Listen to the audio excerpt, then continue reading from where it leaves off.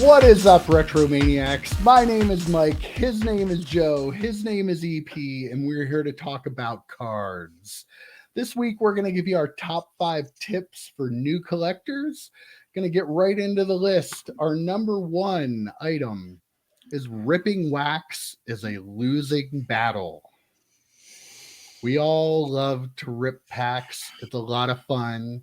But just don't go into it thinking that you're going to be able to rip packs and always get your money back. When I had my card shop in the 90s, you might be spending $50, $75 for a box of cards, but those days are long gone. For the days. Yeah. If you're buying Panini hobby products, you're paying $500, $1,000 for a box. Just think about it before you start to just dive in and rip open boxes.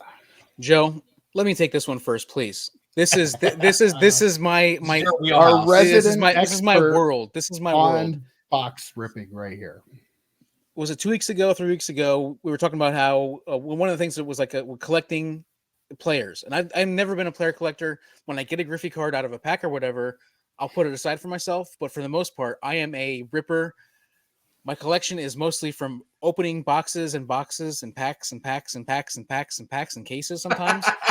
Like that is, yeah, and more packs. And that's my collection. So this is where I am. And I got to tell you, if you're buying it, 9 times out of 10, you're probably going to lose money. Unless you have a very, very sound strategy, you're going to lose money. And expect to lose money and enjoy it more of what it is, which is this opportunity, this chance to pull something cool, the chance to see really cool cards for the very first time, a lot of times. And that's think of it as an experience, not necessarily as a way to make money. It's like going to the casino, right? Mm-hmm. Yeah. You take $500, put it on a blackjack table, say to yourself, I've lost $500. Regardless of what happens here, if I win, if I lose, whatever, as soon as those chips go on the table, you have lost $500. Okay. You may walk out with money, but at that point, you have lost $500. Same with rip and wax. As soon as you put the knife, the big machete that I use, or a box cutter, as soon as you break that seal, hell, as soon as you take it out from your LCS or you buy it pre-ordered from one of the different companies, as soon as you order it, it's like taking a car off the lot, man. It's already lost money. You could get lucky. And I'm going to do a video on this down the road about ripping the Fleer Ultra Avengers. Had I not opened up that fourth box, I would have lost my shirt on that product. Okay, that fourth box, I hit a couple of big cards. Sounds like you're telling people to open more. No, maybe. I was gonna say it's kind of a bad idea coming from especially me, you, and EP, because we did a live stream where we ripped a bunch of stuff for 3 hours. I put up 2 boxes of Fleer Ultra Avengers, or 2 or 3. I mean.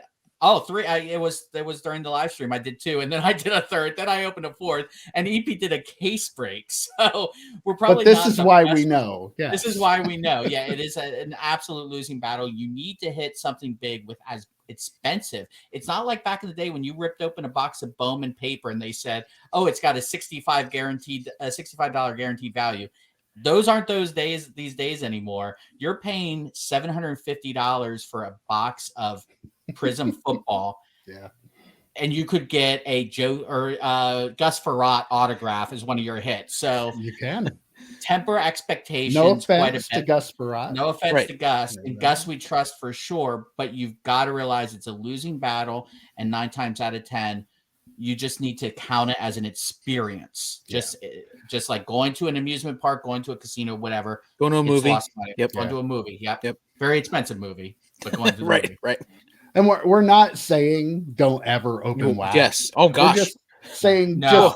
don't go into it thinking that if you're going to buy wax, you're always going to come out ahead and you're not going to lose money. If you go into it and go, you know what, I know this is a risk putting out $500, but I just want to do this. I'm going to get fun out of this. Then fine. Like, but just don't think that that is the way you're going to fund your hobby. It's just not going to work out that way for you. It can be a lot of fun. We have a lot of fun with it. You know, we do a lot of it for content creation too, though. We have fun, plus we're also producing content, so like we like to have videos of that stuff for people to watch. So, you know, just don't make it the basis of your hobby experience. You can have fun with it, you can rip some boxes here and there, just don't expect to end up ahead when you're done doing it. As an adjacent aside, also don't buy wax thinking, oh well, if I keep this sealed, it's definitely going to go up in value, because that does not also always happen. Like it can happen, but don't feel like that's the perfect investment either. Like, yeah, that's a good point. A lot of people do that, and they've seen recently unopened wax is not immune to card prices dropping, because the cards in those packs are associated to a player. So if Josh Allen has a shitty season, do you think his 2018 sealed product is going to stay up? You know, like, so you have to take that in perspective too. But yeah, open up wax as an experience, have fun with it, and try not to put too much pressure on yourself to double your money, triple your money, or hell, even break even. Yeah. Go into it just for fun. Okay. Tip number 2, you heard EP talking about opening wax, all of his singles coming from wax that he opened. Part of the problem with that is you end up with a ton of stuff, a ton of different stuff. So try to focus what you want to do as a collector. Like, don't go into it just like EP did, ripping open everything and seeing what you get and collecting it all. It's really difficult to collect it all nowadays. yeah, Just focus on a couple things, like pare it down a little bit. You like certain sports, certain teams, certain players, however you want to do it, fine, up to you. But yeah, don't try to collect everything like some people do. EP, this is more my wheelhouse, so it is. I'll Yep, answer this please one first. go ahead, man. Don't you look behind EP and you can see why it is not his wheelhouse. Yeah, you really have to focus your collection. You can't collect everything. It's impossible. That's why it's so frustrating when you see people on social media say, oh, if you sell a card, are you even a collector? Yes, you absolutely are, because you have a focused collection. You have a set of players, maybe a team, some other reason you collect certain things, but keep it focused so you are not so helter-skelter when it comes to, I mean, just look down. I mean, that's all I have to say. You don't, that's not a great situation to be in. And imagine, I would rather have a really awesome collection of a few players or a few characters if you're a non-sports person than a million cards of every player that really aren't worth anything. Give me the things that have some value. Buy them, you know, a small collection has some value over just a hodgepodge Thunderdome that EP lives in. And a hodgepodge Thunderdome takes up a lot of room. Yeah. It does. In case you're not noticing. It does. We did, just as an aside to that, at least they're only cards. We've done videos and we talked to our buddy Very Gary Comics, and we did an interview with him. And I can imagine someone who collects comic books and the space that takes. Yeah. Cards, you can fit in 10,000 cards into one box and you're good. Comic books and other collectibles, you can't. So that's how bad, or that's how many cards EP has, because look at all those boxes.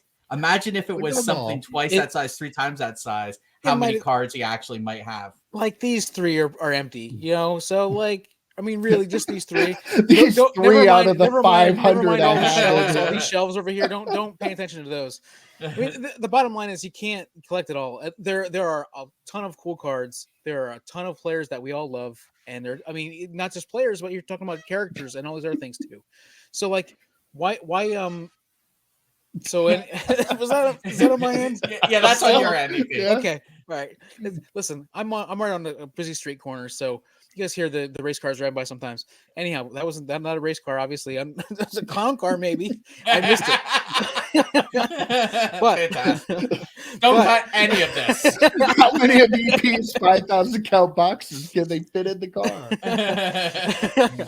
But yeah, like, but we need to like just pay yourself down a little bit.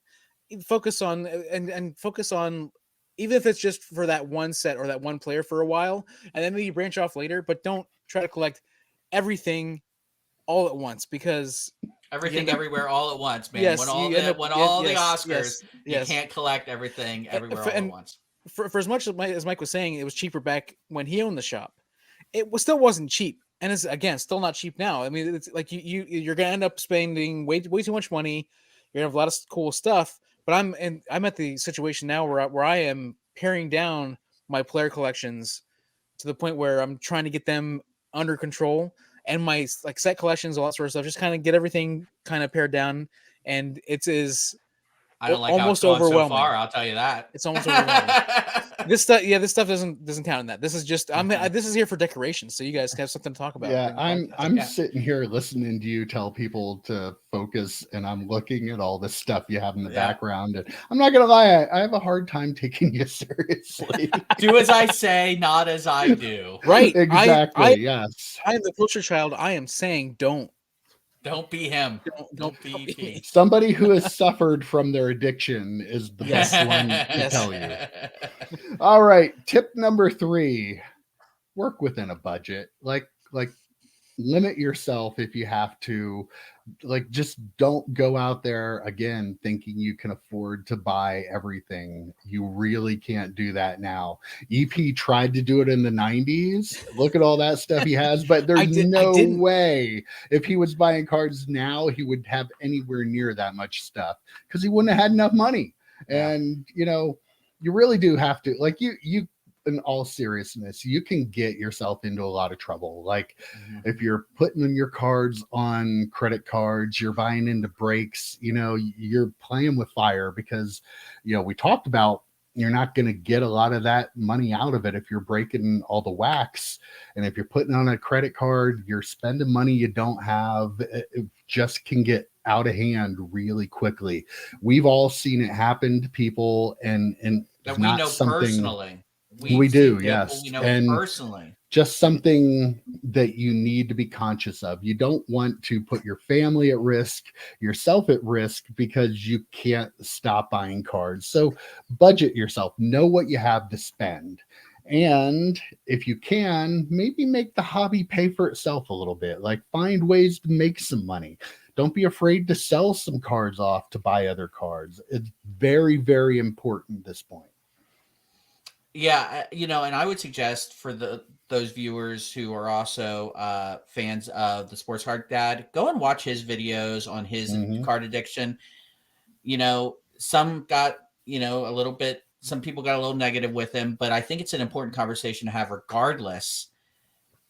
There are people out there who just can't control certain addictions. I've been there too. So if you're going to collect cards, you have to make sure you're living within your means. I mean, again, it's just like going to the casino. It's just like going to the get lotto tickets. I mean, you can't put yourself out there where financially you're thinking about putting stuff on credit cards, with credit card interest rates. Can you imagine? It just blows my mind. And on top of that, the card market is so volatile. You could think you've got the greatest deal in the world. Oh, I'm going to stretch my budget this much because I'm going to stretch my budget this month because I'm getting this great deal on this great card. By the time the card gets to you, that card could be worth half of what you paid for it. So you went from getting a great deal to now all of a sudden you've lost money, and God only knows where you took that money from to pay for that card. So you got to be really smart about it, especially with prices where they are with junk wax and the new junk wax, and buying cards on eBay. I mean, things are not cheap. Yeah, this goes back to the first topic as well. Like if you're gonna rip wax, like, do some research and make sure. Like, if you spend like $1,000 on a box and you're gonna get $100 or $200 back in return potentially. Like, you do, that is a horrible. Like, you better be able to spend $1,000 and lose that $1,000, like Joe said, like you're putting it on the table, you're losing it as it's gone. Like you have to make sure you're able to afford that. Yeah. There are other like smaller end stuff where you can spend $52 on something like Topps Big League.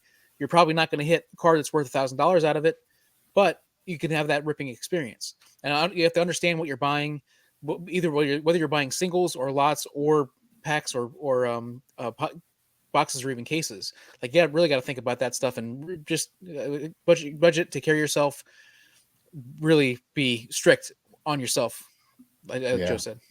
I think the gambling line though, that like don't bet what you can't afford to lose, really applies with cards too. Like don't buy cards that you can't afford to lose the money. Like Joe said, you don't know. Like don't count on this stuff always having a certain amount of value. You can lose quite a bit very quickly. So just be smart about it. I don't want to see anybody get themselves into a deep hole. And a lot of people do. Like, it's really sad. You don't hear about it as much, but people do get themselves in trouble. And, you know, I'm proud of the Sports Card Dad for putting those videos out there. So hopefully maybe some people can realize how their habit of buying cards might be affecting them. So, and that leads into our next point number 4, that social media isn't real life. And I think this is part of the problem. You go on Twitter, you go on Instagram, you go on Facebook, everybody's showing you the hits they get, right? Everybody's pulling big cards out of there. Like, look what he pulled out of Prison Football. I should buy a box for $750 because I could get that too. They don't show you what they don't get. You're not seeing the 5 boxes of something they might open and get absolutely nothing of value out of it. They're only showing you the good. Like, people don't post the bad. I wish more people honestly did. I wish people would say, yeah, I bought this box and look what I got. It's crap, because people really need to see it. It gives you a false sense of, if I buy a product, I'm going to get that big hit too. And it just doesn't really work that way. Like, trust me, I've opened WWE Prism Wrestling. You know, I've lost a ton of money on that. And yeah, I didn't get any of those big hits that everybody was posting. And when we did a rip roast of that, we were not shy. And you were not shy admitting how terrible of a box that was. There was a comment on one of my box rips that I did recently where, and rightfully so, the commenter said, you know, you're only showing this box that you hit these 2 really good cards in. You know, maybe it's a good idea to talk about, and I am going to do a video, talk about, you know, kind of the value gain, loss, and all that stuff. And I totally agreed with that. That being said, I also showed the box where I hit crap. You know, like I'm willing to put it out there and I'll say, ooh, this was rough. And I did. I mean, it was the first box I opened of that product on the live stream. And I said to the person that commented, please go back and watch the live stream. I'm not shy about telling you, I totally whiffed on this box, because that happens. You'll not just on boxes, but you'll see people comment on social media about all the PSA 10s they get too. There's a lot of cards that I'm sure they got PSA 6s, you know, like, so not every card. And, oh, I just flipped this for $10,000. Okay, well, how much did you lose on the other ones? And, you know, if you're only seeing that big hit or that big grade that you got the big sale on, then people are going to think that's real life. And it's not. Just like social media and any other capacity with Instagram filters and all the other stuff, cards are very similar, that you are only seeing what people want you to see. I love social media in theory. I mean, because you're in theory, we can all share all of our collections together, and everybody, the big happy family, and we can see how everybody lives on the other side of the country, which we've never seen before. It's an amazing opportunity. But the problem with social media is that the person posting the content controls what the content is. So when they say, hey, I just went to whatever store and picked up the last blaster and look what I got, but they don't talk about the 50 blasters they bought last weekend at a different store. You know, if they actually got that card out of that blaster too, by the way. Right. Yeah. There's They went a to lot 6 of other stores, staging got going like on. 50 blaster boxes. Oh, I just got this I just picked up the last blaster. And it might have been the blast blaster there, but they've already spent how many thousands of dollars on other blasters, and they can show what they want to show because it's social media and they can control that information.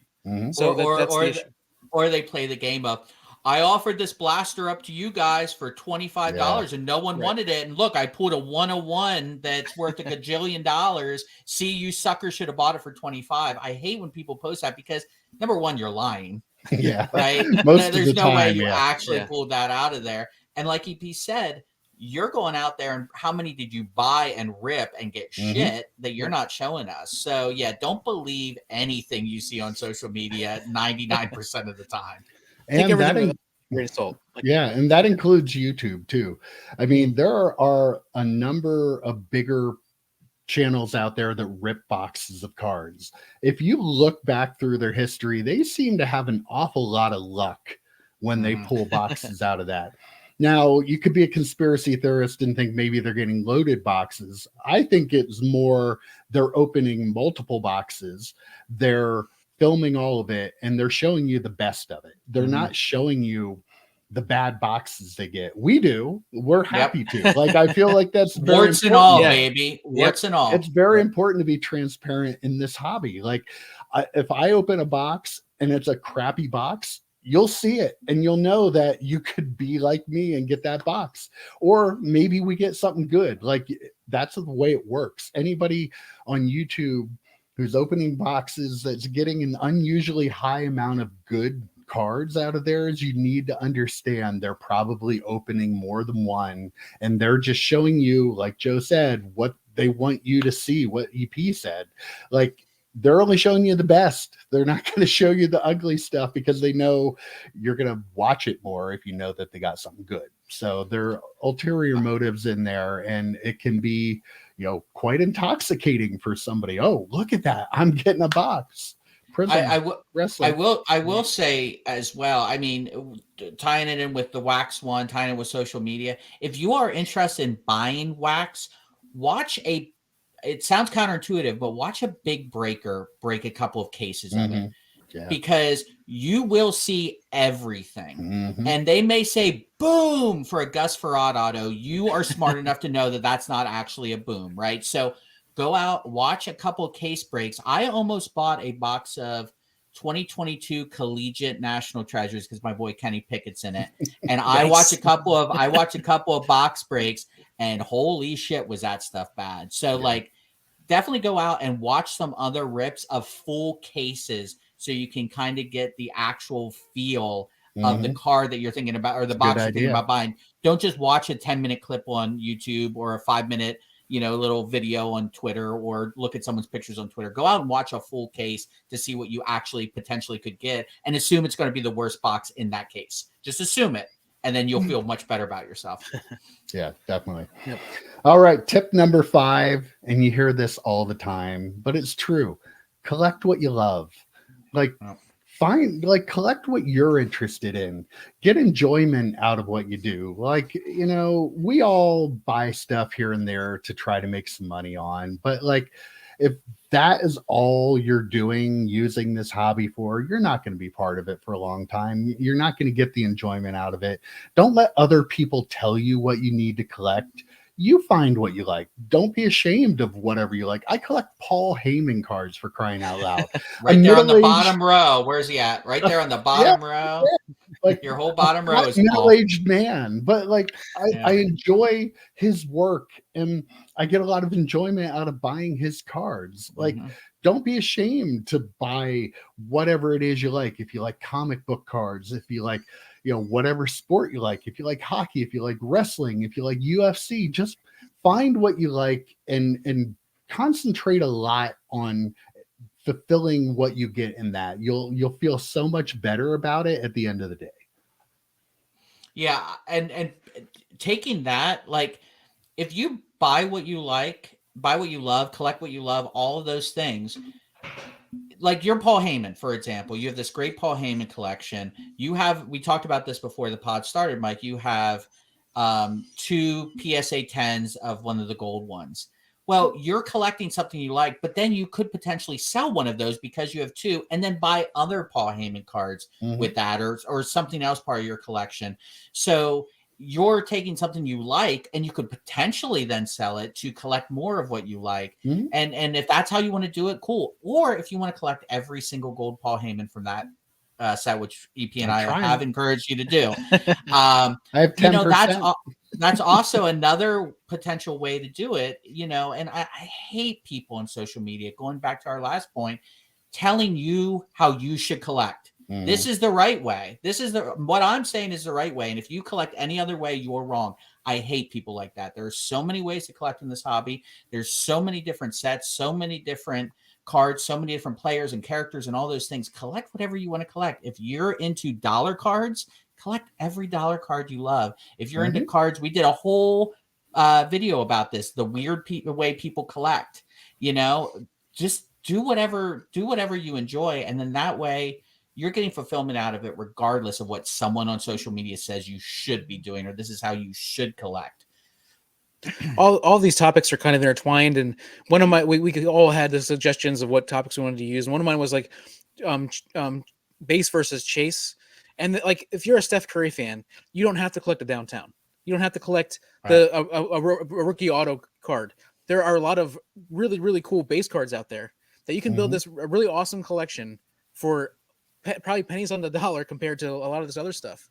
And just so if Steph Curry is your person, you know, look at the different ways you can collect that. Like you, just because everybody says you need a downtown or a rookie auto doesn't mean you have to do that. You can still collect Steph Curry, who you love, and that make that an awesome collection. Like, there's some incredible stuff out there. Yep. And just looking at you two, like you're different ends of the hobby and you both enjoy it. Like Joe, you love collecting Tom Brady rookie cards. They're not cheap. You like your Kenny Pickett. You've been collecting mostly autographs and stuff of him.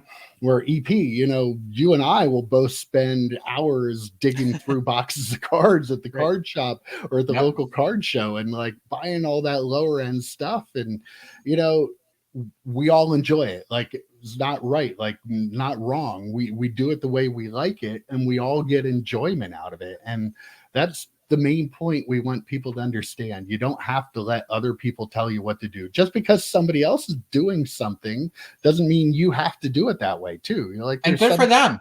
Yeah. Good for them. Yeah. Yep. You know, you see a lot of people that are into things like, you know, there's a big collector of Wrestling All-Stars on Twitter, right?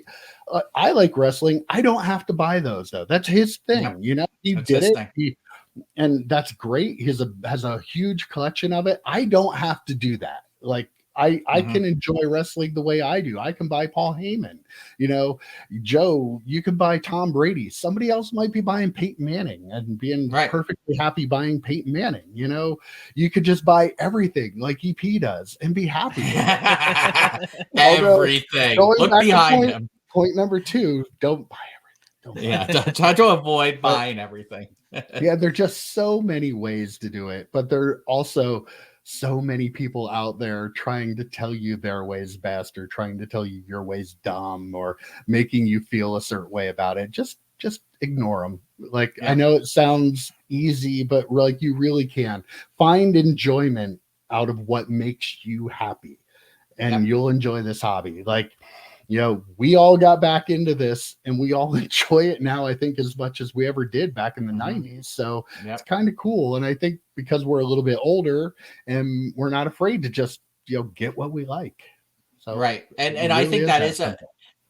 that could be one of the problems long term with the kids that are getting into the hobby now in this social media atmosphere. Is kids are really impressionable. I mean, the Instagram filters and all that stuff that, you know, TikTok, I guess, is a thing. I don't know. EP's our resident expert, but they're so impressionable that you hope that all these kids that are getting in the hobby don't just like, oh, social media tells me I have to buy this $10,000 card or this $5,000 card or whatever. I can't get enjoyment out of base Steph Curry rookies. No, you absolutely can. If that's your player, that's who you like. Maybe you aren't, you know, I grew up poor. Maybe you don't have the money to go out and buy $5,000 Steph Curry cards. Like most 12-year-olds should not be able to. You know, you should be able to go into a dollar bin and not feel inadequate that that's how you're doing it. Collect how you want to collect, and screw you if you don't like it. Exactly. That's a great place to leave it off. So I think we have a pretty good list there. Let us know what you think. You know, what are we missing? We missing leave comments. Let us know what you think. Other than that, Good chat, guys. Talk to you next week. See you, boys. Later.